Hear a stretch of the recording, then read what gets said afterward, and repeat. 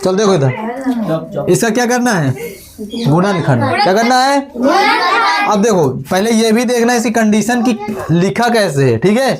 इसमें 36 पहले है, फिर इसके बाद प्लस का 12x है और फिर बाद में x स्क्वायर है कि नहीं है। तो सबसे पहले क्या करेंगे, एक्स स्क्वायर को कहाँ लाएंगे, पहले वो क्रम से लगाएंगे। क्या करेंगे, फिर करेंगे। यदि ऐसे आप कर लेंगे तो गलत हो जाएगा, तो क्रम से लगाना है।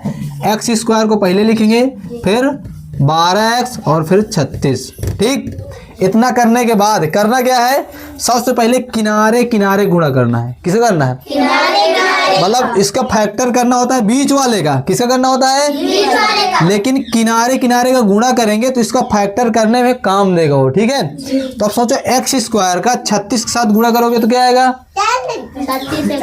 36x स्क्वायर, ठीक है। अब क्या करना है, बीच वाले को, ये 12x लिखा है कि नहीं लिखा है, 12x लिखा है ना, तो 12x को हमको दो टुकड़ों में बांटना है। कितने टुकड़ों में, दो।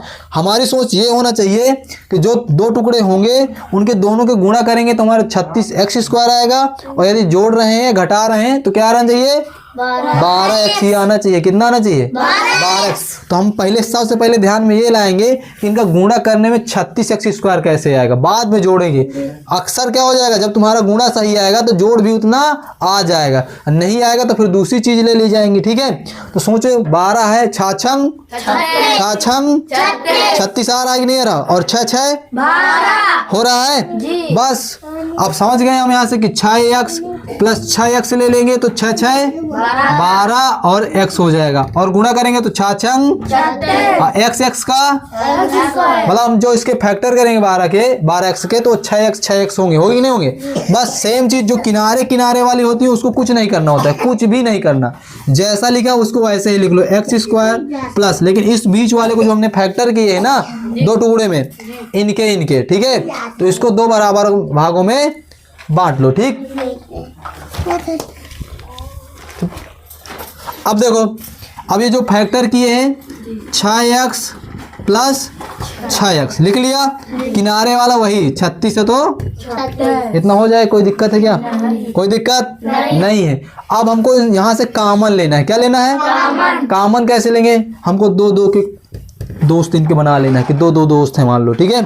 अब बना लिया, अब इनमें दोनों में हमको ये देखना है कि दोनों में क्या मिल रहा है, जो मिले वो हम कॉमन ले लेंगे। जैसे इसमें देखा x है, यहाँ क्या है, x है, x कॉमन मिल गया। और देख लो कुछ है क्या, नहीं है, यहाँ 6 है, लेकिन यहाँ कुछ ऐसा नहीं कि 2 हो 3 हो 6 हो तो कॉमन ले, ऐसा तो कुछ है नहीं है। तो हमें जो मिल रहा है सिर्फ वही उसी को लेना है, ठीक। तो हमने x ले लिया, क्या ले लिया, अब हमको इसमें x का भाग देना पड़ेगा कि इसका जो हमने कॉमन लिया है ना उसका भाग करते जाएंगे, जो चीज़ बचती जाएगी तो इस कोष्ठक के अंदर रख देंगे, ठीक।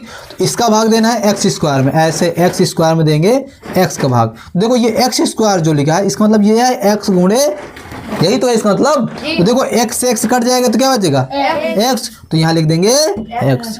अब देखो प्लस है तो प्लस, अब देखो x का भाग 6x में देंगे कि नहीं देंगे, तो देखो 6x है, अब भाग दे रहे हैं x, तो x कट गया, क्या बचा, तो यहाँ गया 6, आ गया कि नहीं आ गया, कोष्टक बंद कर लिया। इसके बाद ये वाला हमारा हो गया कि नहीं हो गया, आगे जाएंगे, ठीक। तो अब देखो दोनों प्लस के हैं कि नहीं है, और अंदर इसमें प्लस लगा है तो प्लस का ही चिन्ह यहाँ ले लेंगे नहीं ले लेंगे, तो हमने प्लस का चिन्ह ले लिया ना। अब प्लस का चिन्ह लेने के बाद देखो इन दोनों में क्या मिल रहा है भाई, यहाँ 6 है, यहाँ 36 है, मतलब 6 कम 6 या 6 36, मतलब 6 वाला काम तो हमारा बन जाएगा। मतलब इन दोनों में ये क्लियर हो गया कि 6 कॉमन मिल रहा है ना।